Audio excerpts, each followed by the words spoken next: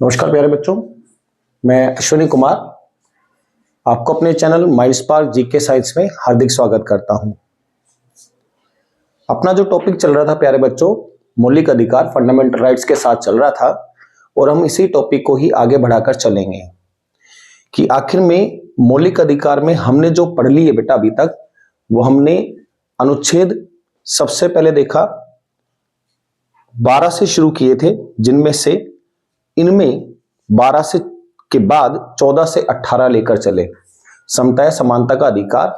उसके बाद 19 से हम लेकर चले इसको 22 तक, जिसमें से हमने बात की थी स्वतंत्रता का अधिकार। आज जो प्यारे बच्चों अपन लेकर चलेंगे, हम इसको लेकर चलेंगे अगले पार्ट में, यानी कि 23 और 24 को साथ रखेंगे और 23 और 24 को ही अगर अपन देखकर चलें तो इसी को ही बोला जाता है शोषण के विरुद्ध अधिकार।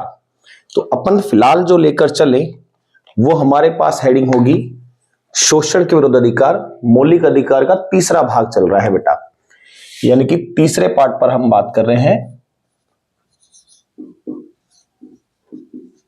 शोषण के विरुद्ध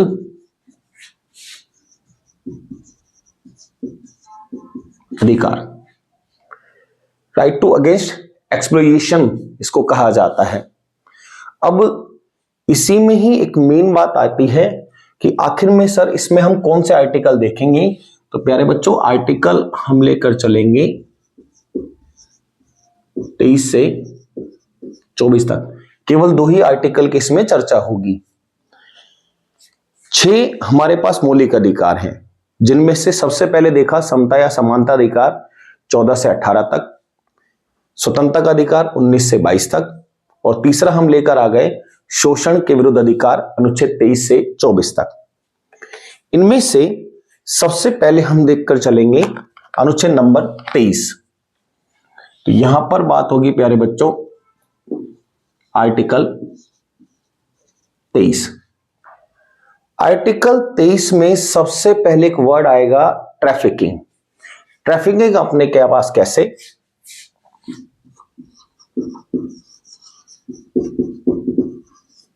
ट्रैफिकिंग को बोला जाता है दुर्व्यापार।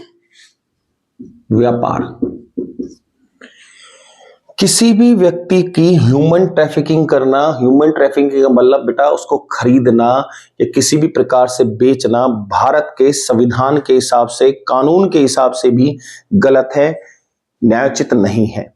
अगर हम किसी को भी खरीद रहे हैं या किसी को बेच रहे हैं तो वही चीज क्या कहलाती है, ह्यूमन ट्रैफिकिंग के अंदर वो हमारी शामिल हो जाती है। तो ये हमारे पास शोषण के विरुद्ध अधिकार में से आर्टिकल नंबर 23 में आता है कि ट्रैफिकिंग जो है वो गलत है। ट्रैफिकिंग को आप तस्करी भी कह सकते हो। इसी का ही एक और वर्ड आकर चलता है बॉन्डेड। बॉन्डेड का मतलब होगा प्यारे बच्चों कि अगर आप किसी भी व्यक्ति को अपने पास रख लेते हैं और अपने पास रखने के बाद आप उससे मजदूरी कराए जा रहे हैं, यानी कि वर्ड सुना होगा बंधुआ मजदूर, कि आप उससे इस प्रकार से कार्य करा रहे हैं और आप उसको बेटा कोई भी पैसा नहीं दे रहे हैं, तो वो चीज भी गलत है, अनैतिक है। बॉन्डेड के अलावा जो तीसरा हमारे पास वर्ड बनता है बेटा, वो अपने पास एक वर्ड आता है फोर्स्ड। फोर्स्ड का मतलब है बलात्श्रम, अर्थात किसी भी व्यक्ति को या किसी व्यक्ति विशेष को हम जबरदस्ती कार्य करने के लिए फोर्स नहीं कर सकते कि आपको तो कार्य करना ही पड़ेगा। ये सभी चीजें हमारे संविधान के हिसाब से शोषण में आती हैं और ये अनैतिक क्रियाओं में से रहेंगी। एक बार दोबारा देख लेते हैं। सबसे पहले हम बात लेकर चलेंगे ट्रैफिकिंग, यानी कि दुर्व्यापार, यानी कि तस्करी। किसी को भी खरीद या बेच नहीं सकते हैं, गलत है। बॉन्डेड यानी कि बंधुआ मजदूर, अगर किसी को बनाना, आप उसको तनख्वाह नहीं दे रहे हैं, काम कराए जा रहे हैं, तो बंधुआ मजदूर कहलाएगा, वो भी आपके लिए गलत होगा। फोर्स्ड, किसी भी व्यक्ति से अगर आप जबरदस्ती कार्य करा रहे हैं, बलात्श्रम कराकर चल रहे हैं, तो वो भी अनैतिक क्रियाओं में से एक रहेगा, गलत रहेगा। कौन से आर्टिकल की बात होती है, आर्टिकल नंबर 23 के साथ चलता है। इसके बाद आर्टिकल नंबर 24 देखकर चलें। यहां पर कंडीशन बनती है बेटा 6 से 14 वर्ष तक के बच्चों को जोखिम भरे कार्यों में नहीं लिया जाएगा। यानी कि बेटा 6 से 14 साल तक का कोई भी बच्चा हो जिसमें ऐसा प्रतीत होता हो कि उसकी जान जा सकती है, ऐसे किसी भी कार्य में उन बच्चों को हम नहीं लेंगे। इनमें से जैसे कोई कार्य हो जाए प्यारे बच्चों कि वो बच्चा वर्क कर रहा है फैक्ट्री में जहां उसकी जान जा सकती है, गलत है, अपराध रहेगा। ऐसा कोई कार्य बेटा माइनिंग का हो, खदान का काम हो, नीचे गया खदान में और वापस ही ना आने की संभावना है तो जोखिम भरा कार्य है, अपराध की श्रेणी में आएगा। माइनिंग के अलावा अगर अपन बात करें बेटा बहुत डेंजरस कार्य हो, डेंजरस का मतलब आप कह सकते हो पटाखा, फैक्ट्री में अगर वो वर्क करे, या आप कह सकते हो फायर क्रैकर। अगर ऐसे किसी भी क्षेत्र में बच्चा काम कर रहा है जिसमें उसकी जान जा सकती है तो वो भी जोखिम भरे कार्यों में आएगा। आपको यहां सजा का 100% प्रावधान रहेगा। तो 6 से 14 साल का बच्चा जो जोखिम भरे कार्यों में आता हो, इनमें से किसी में आप उसको ऐसे किसी कार्य में नहीं लगाएंगे। ये हमारे पास शोषण में आ जाएगा और इसी के लिए हमारे फंडामेंटल राइट्स में तीसरा पार्ट दे रखा है शोषण के विरुद्ध अधिकार। गलत है, अनैतिक है। एक बार आप स्क्रीनशॉट ले लीजिएगा, फिर आगे चलते हैं।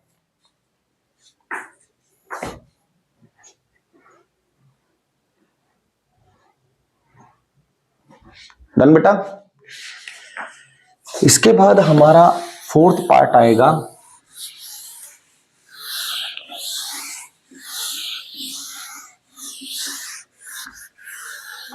और 4th पार्ट हम लेकर चलेंगे, बात होगी धर्म की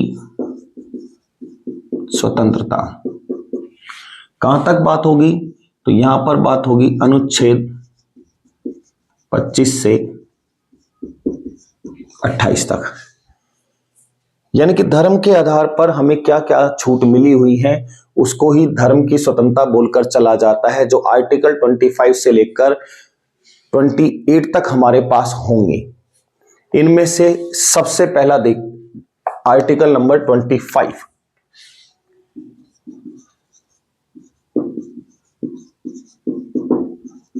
इसको कहकर चलते हैं बेटा अंतःकरण, कॉन्सियंस इसको बोला जाता है। अगर अपन इंग्लिश में बात करें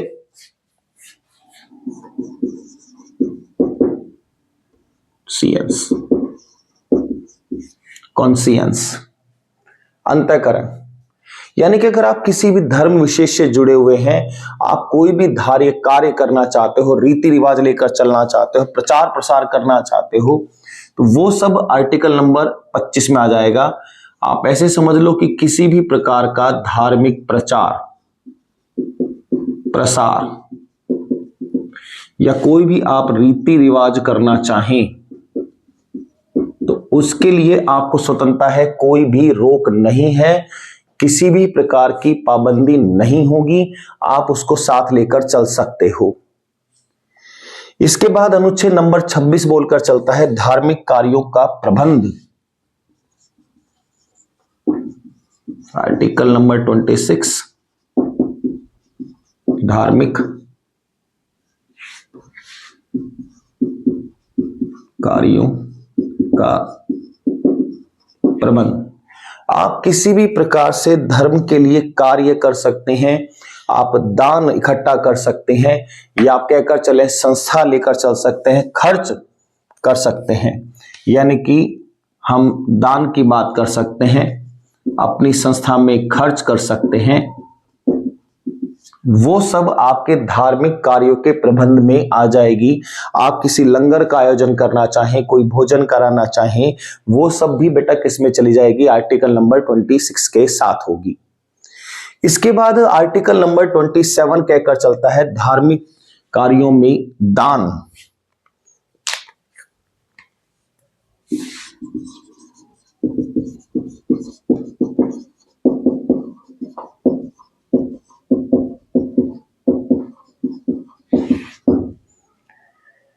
अगर आप धार्मिक कार्य में किसी भी प्रकार का बेटा दान देकर चल रहे हैं या किसी भी प्रकार का आपने धन दिया, आप दान को धन कह सकते हैं बेटा। अगर आपने ऐसा कोई भी धार्मिक कार्यों में दान या धन दिया है तो वो पूर्ण रूप से आपका रहेगा टैक्स फ्री। गौर करिएगा प्यारे बच्चों, दक्षिण में बहुत से ऐसे मंदिर हैं अपने दक्षिण भारत में जिनमें बहुत पैसा आता है, लेकिन उस पर किसी भी सरकार के द्वारा कोई टैक्स नहीं लगाया जाता। धार्मिक रूप से दिया गया किसी भी प्रकार का दान जो होगा वो बेटा हमारे टैक्स की कंडीशन में नहीं आता, यानी कि वो 100% टैक्स फ्री रहेगा। इसके बाद आर्टिकल नंबर 28 की बात करें तो 28 बोलकर चलता है सरकारी शिक्षण संस्थाओं के साथ स्वतंत्रता। अब यहां पर अपने पास 28 की बात लेकर चल रहे हैं, देखें जरा एक बार आर्टिकल 28। धार्मिक शिक्षण संस्थाओं में स्वतंत्रता, यानी कि किसी भी शिक्षण संस्थाओं के लिए अगर अपन लेकर चले तो धर्म के रूप में आपको जो खास स्वतंत्रताएं मिल जाती हैं वो यहां पर आ जाता है। कैसे? सरकारी शिक्षण संस्थान, अगर बेटा कोई भी गवर्नमेंट अप्रूव्ड शिक्षण संस्थान है तो उसमें आप किसी भी प्रकार का धर्म का प्रचार प्रसार या धार्मिक जो शिक्षा है, ध्यान रखना प्यारे बच्चों, धार्मिक शिक्षा ये आप नहीं दे पाओगे किसी भी गवर्नमेंट अप्रूव्ड शिक्षण संस्था में। हाँ, अगर आप अपनी खुद की कोई संस्था बनाते हैं, जैसे मदरसा बना लिया, तो आप वहां पर धर्म से संबंधित शिक्षा दे सकते हो, लेकिन इसके अलावा किसी भी प्रकार की कोई और शिक्षण संस्था हो, जैसे मान के चलें कोई स्कूल है, एनसीईआरटी का हो या सीबीएसई एफिलिएटेड हो, राजस्थान बोर्ड से हो, हरियाणा बोर्ड से हो, तो वहां पर आपको धर्म से संबंधित कोई भी शिक्षा नहीं सिखाई जाएगी। ऐसा नहीं होगा कि आपको वहां पर कुरान पढ़ा दी जाए या हम बात करें गीता पढ़ाना शुरू कर दें, वो सारी चीजें गलत हो जाएंगी। अगर आपको धर्म से संबंधित शिक्षा पढ़नी है तो ऑटोमेटिक सी बात है, हिंदुओं के लिए गुरुकुल बोला जाता है और मुस्लिम मेरे भाइयों के लिए वो बोला जाएगा तो 100% आपका मदरसे के रूप में चलेगा। ये हमने जो अभी बात करी 25 से लेकर 28 तक, ये सब धर्म की स्वतंत्रता आकर चलती हैं जो अनुच्छेद 25 से 28 तक आपके पास होंगी। एक बार आप स्क्रीनशॉट ले लीजिएगा, फिर आगे चलते हैं।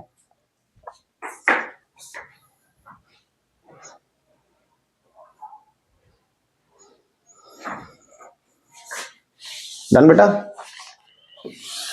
इसके बाद हम बात लेकर चलेंगे आर्टिकल नेक्स्ट, लेकिन मौलिक अधिकार का प्यारे बच्चों 5वां भाग, और 5वां भाग हमें बोलकर चलता है शिक्षा और संस्कृति। शिक्षा व संस्कृति, इसके लिए हम 5वें पार्ट की बात करेंगे। आर्टिकल लेकर चलेंगे तो बेटा 100% है, 29 और 30 की बात लेकर चलेंगे। अनुच्छेद नंबर 29 और 30 अपने पास साथ में होगा। 29 हमारे लिए क्या कहकर चलता है, यहां पर आर्टिकल नंबर 29 अल्पसंख्यकों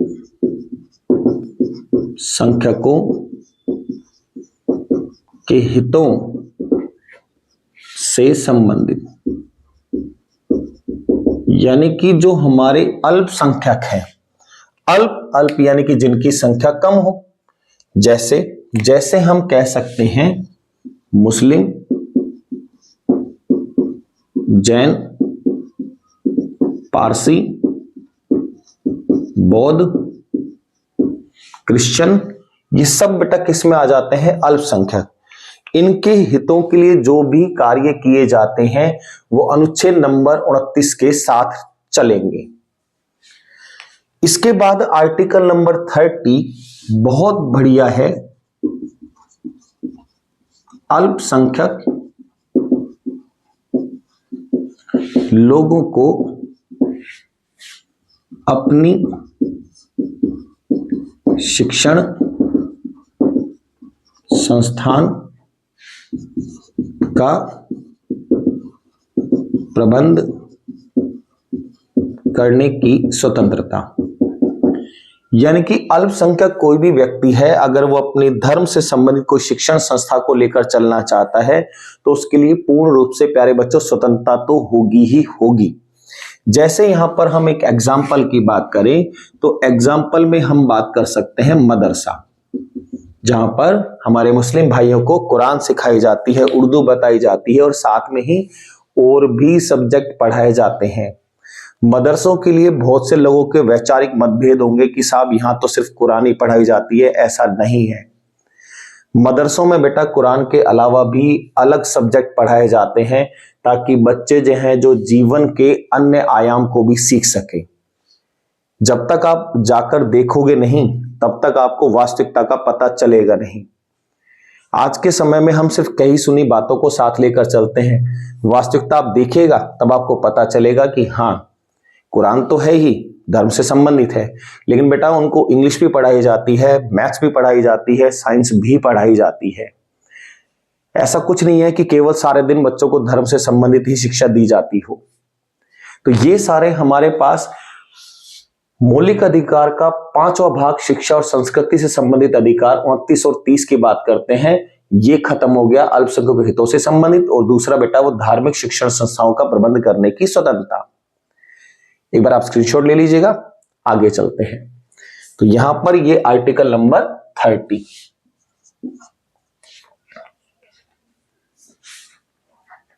डन।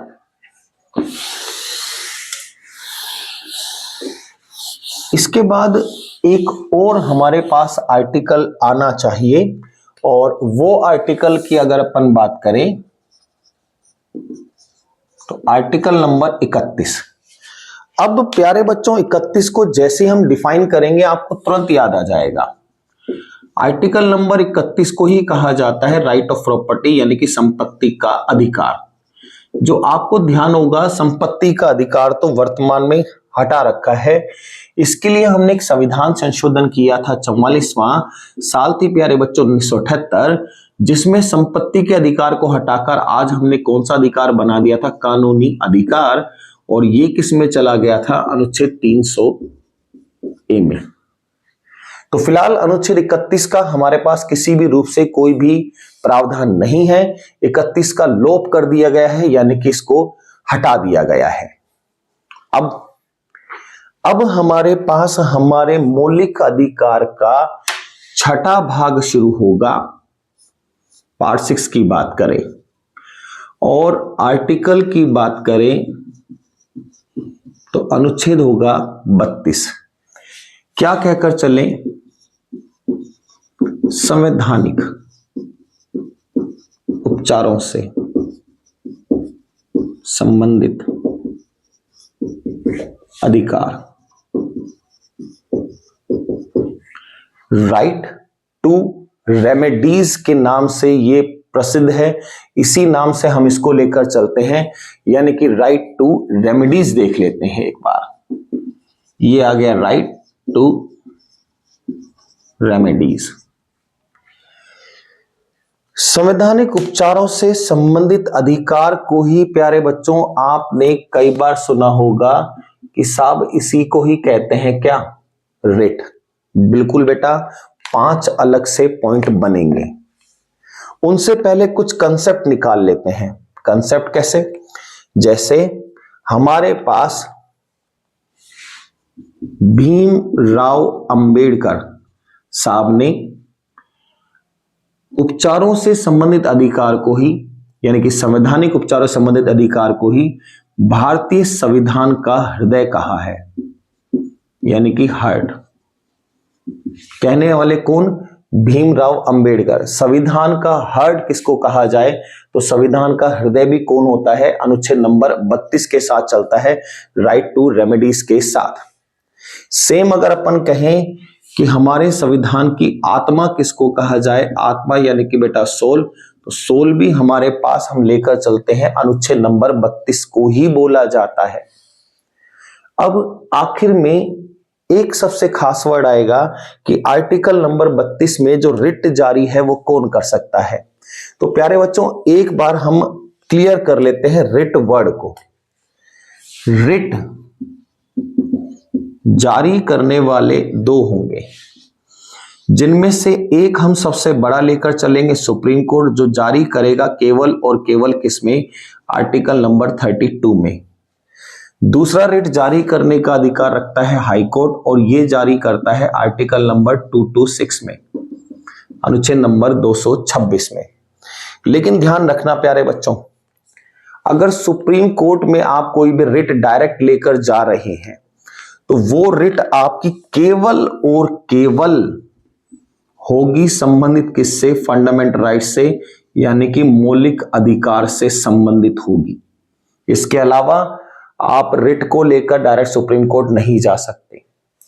जबकि हाई कोर्ट कहकर चलता है कि आप रिट को डायरेक्ट अगर लेकर आ रहे हैं तो उस वक्त में अगर वो मौलिक अधिकार से संबंधित है, यानी कि फंडामेंटल राइट से संबंधित है, आप तब भी आ सकते हो।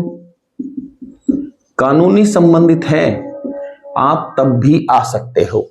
यहां पर बात केवल और केवल मौलिक अधिकार की दी है, जबकि यहां पर हमारे पास दो पार्ट खोल दिए कि फंडामेंटल राइट में भी आ जाइएगा आप और कानूनी अधिकार में भी। देखिए सर क्या बात हुई, क्लियर नहीं हुआ। आप ऐसे मानिएगा कि कर्नाटक का कोई पर्सन है, अब उसको रिट जारी करवानी है, और हम मान लेते हैं कि रिट जारी करने का अधिकार सुप्रीम कोर्ट का है, तो बेटा कर्नाटक के पर्सन को सुप्रीम कोर्ट जाना पड़ेगा, यानी कि दिल्ली आना पड़ेगा। जबकि रिट जारी करने का अधिकार तो हाई कोर्ट भी रखता है, तो वो कर्नाटक के हाई कोर्ट में उसके जुडिक्शन में चला जाएगा। क्या जरूरत है सुप्रीम कोर्ट आने की? क्योंकि दोनों ही फंडामेंटल राइट तो लेकर ही चलते हैं बेटा। आप डायरेक्ट भी यहां आ सकते हो, यहां भी आ सकते हो। कानूनी अधिकार का मतलब यह है कि आप अपने मामले की सुनवाई के लिए उच्च न्यायालय में जाने के अधिकारी हैं, आपको किसी भी प्रकार की रोक टोक नहीं है। अब आखिर में रिट है कितनी, कितने प्रकार से हम देखकर चलते हैं, उनमें क्या क्या बातें आती हैं, वो हम एक बार चर्चा करेंगे। यहां से प्यारे बच्चों बहुत बहुत इंपॉर्टेंट क्वेश्चन पूछा है कि रिट कितनी होंगी? रिट होंगी प्यारे बच्चों 5, जो भी हम देखेंगे। संविधान की आत्मा किसको कहते हैं? संवैधानिक उपचारों से संबंधित अधिकार या अनुच्छेद नंबर 32 को कहते हैं। क्वेश्चन पूछा हुआ है रिट कौन जारी कर सकता है? तो बेटा हाई कोर्ट भी कर सकता है और सुप्रीम कोर्ट भी जारी कर सकता है, दोनों को ही ये अधिकार है। हार्ट कहने वाला पर्सन कौन? भीमराव अंबेडकर साहब, और आत्मा कहने वाले भी कौन? तो वो भी भीमराव अंबेडकर साहब। क्लियर? एक बार आप स्क्रीनशॉट ले लीजिएगा, फिर अपन रिट पर बात कर लेते हैं।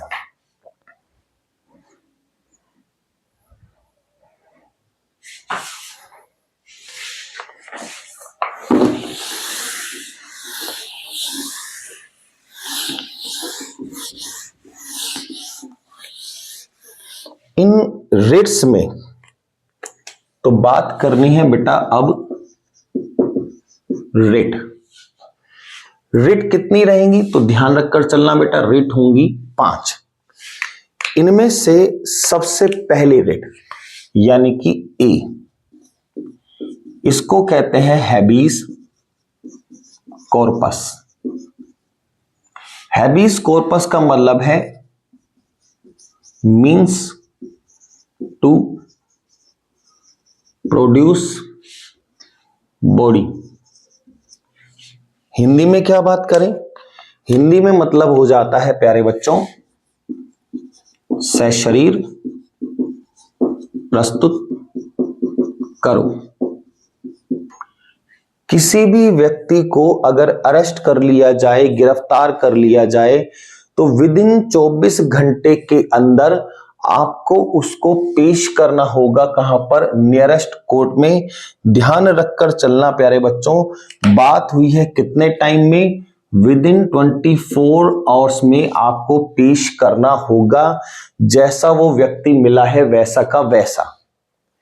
इसका मतलब ये नहीं है कि आप ऐसे सोचकर चलो कि हमने किसी पर्सन को अरेस्ट किया और मान लीजिएगा उसकी अपन एक किडनी निकाल कर पेश कर रहे हो कि साहब ये लो अपराधी आपका, तो वो गलत हो जाएगा। जैसा आपको मिला है, जिस कंडीशन में आपको मिला है, उसी कंडीशन में ही आपको उस व्यक्ति को पेश करना होगा। सेकंड जो इसका पार्ट बनता है, यहां पर बात होती है मैंडामस। इंग्लिश में कहकर चलें टू कमांड, हिंदी में कहकर चलें तो हिंदी में मतलब आता है हम आदेश देते हैं।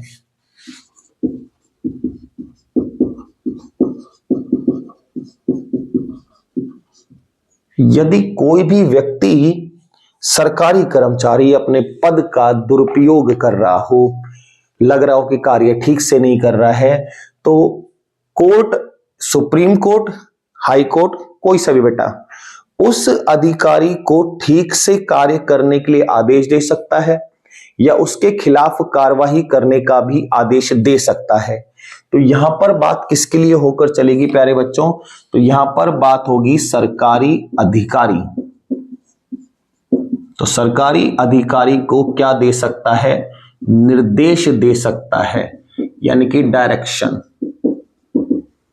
कौन दे सकता है?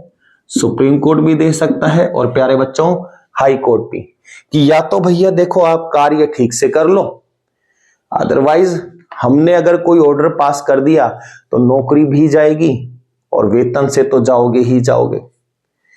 सी पार्ट इसका चलता है बेटा अधिकार प्रच्छा को वारंटो। किस अधिकार द्वारा?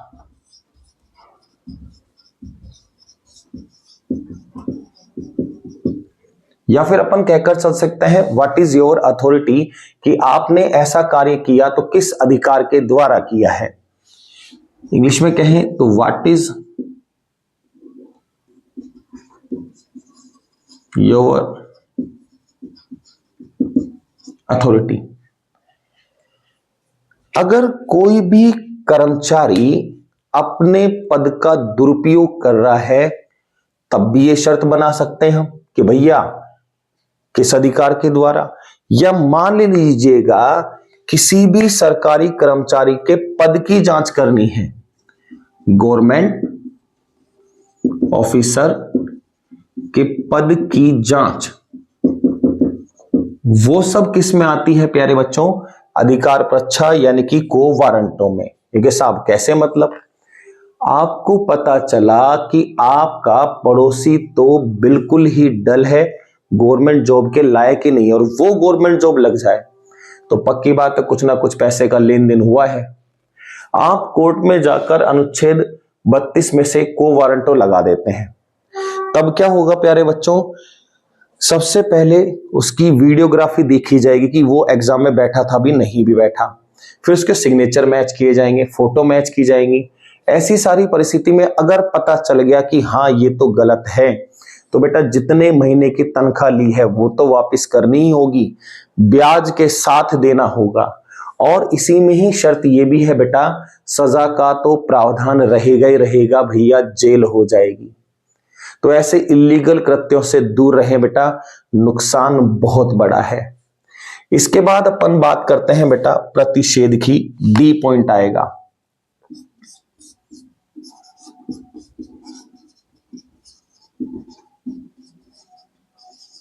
प्रोहिबिशन। इसका मतलब होता है इंग्लिश में फॉरबिड, यानी कि रोकना। यहां रोकने से तात्पर्य यह है बेटा कि सुप्रीम कोर्ट किसको? हाई कोर्ट को या डिस्ट्रिक्ट कोर्ट को, इनको कार्य करने से कभी भी रोक सकता है। कैसे? कि मान लीजिएगा कि मुझे अरेस्ट करने का कोई वारंट निकलता हो किसी लोअर कोर्ट ने वारंट निकाला और मैं हायर कोर्ट से बेटा अपनी बेल ले आया हूं, तो ऑटोमेटिक सी बात है डिस्ट्रिक्ट कोर्ट के द्वारा दिया गया जो भी निर्णय है वो रुकेगा। क्यों? क्योंकि डिस्ट्रिक्ट कोर्ट से ऊपर कौन है प्यारे बच्चों? High court.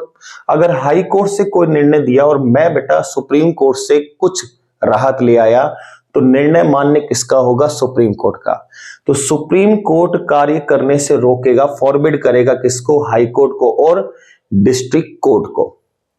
लास्ट जो हमारी रिट बचती है वो बचेगी बेटा ई नंबर, और इसको हम कहकर चले तो ये हो जाएगी उत्प्रेषण। तो एक बार ई को अपन यहीं रख लेते हैं, उत्प्रेषण,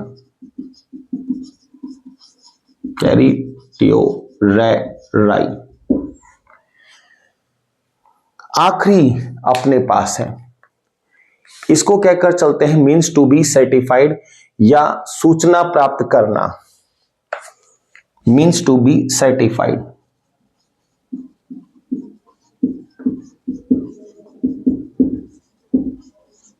सूचना, ये जितनी भी इंफॉर्मेशंस होती हैं बेटा ये डायरेक्ट कोर्ट से कोर्ट के बीच में आती हैं। जैसे आप डिस्ट्रिक्ट कोर्ट से कोई केस लेकर चले, केस हार गए, तो अपील कहां करोगे प्यारे बच्चों? हाई कोर्ट में अपील करोगे। हाई कोर्ट से भी केस हार गए तो अपील कहां करोगे? सुप्रीम कोर्ट में। अगर सुप्रीम कोर्ट में केस जीत जाते हैं तो वही आपकी पत्रावली डॉक्यूमेंट कहां घूमेगा? हाई कोर्ट में। और हाई कोर्ट से कहां घूम जाएगा वो? डिस्ट्रिक्ट कोर्ट में। कारण आपकी शुरुआत कहां से हुई है? डिस्ट्रिक्ट कोर्ट से। अगर बाई चांस कोई केस या कोई विवाद या कोई डिस्प्यूट आपका हाई कोर्ट से शुरू होता है और हाई कोर्ट से आप अपील सुप्रीम कोर्ट करते हैं, तो सुप्रीम कोर्ट में जो भी फैसला हो, चाहे वो पक्ष का हो या आपके विपरीत का हो, तो वो फाइल वापस चली जाएगी कहां पर? हाई कोर्ट में। सुप्रीम कोर्ट में नहीं रहेगी। तो बार बार बेटा इस चीज को सूचना दिया जाता है, सर्टिफाइड किया जाता है इन कोर्ट से कोर्ट के बीच में, यानी कि डिस्ट्रिक्ट से हाई कोर्ट, हाई कोर्ट से सुप्रीम कोर्ट। डिस्ट्रिक्ट कोर्ट के नीचे भी होते हैं बेटा सबऑर्डिनेट कोर्ट्स बोले जाते हैं, अधीनस्थ न्यायालय कहा जाता है, यानी कि ग्राम न्यायालय, तहसील न्यायालय। अगर ग्राम न्यायालय से शुरू हुआ तो ग्राम न्यायालय से डिस्ट्रिक्ट कोर्ट, डिस्ट्रिक्ट कोर्ट से हाई कोर्ट, हाई कोर्ट से सुप्रीम कोर्ट, और फिर ये वापस घूम जाएगा सुप्रीम कोर्ट से हाई कोर्ट, हाई कोर्ट से डिस्ट्रिक्ट कोर्ट, डिस्ट्रिक्ट कोर्ट से सबऑर्डिनेट कोर्ट यानी कि अधीनस्थ न्यायालय। आज जो हमने एक बड़ा टॉपिक किया वो था बेटा मौलिक अधिकार। हमने अनुच्छेद 12 से 35 तक कंप्लीट पढ़ लिए हैं। इन्हीं फंडामेंटल राइट्स के सीधे सीधे क्वेश्चन आपको मिलेंगे पेपर में, तो बेटा नोट्स बनाते चलना। जहां हमने इंपॉर्टेंट बात करी है उन इंपॉर्टेंट्स को जरूर देखते चलना, फैक्ट्स निकालते चलना, ताकि वो सभी आपके अलग से दिखाई दे जाए। और यहां पर बेटा जो ये वाला लिखकर चले हैं ई नंबर का, ये ध्यान रखना 5वीं रेट है जो हमने उत्प्रेषण के साथ रखी है, क्योंकि रेड कलर्स के साथ ये मिक्स ना हो जाए। मिलते हैं जल्दी नेक्स्ट वीडियो में एक नए टॉपिक के साथ। तब तक के लिए नमस्कार।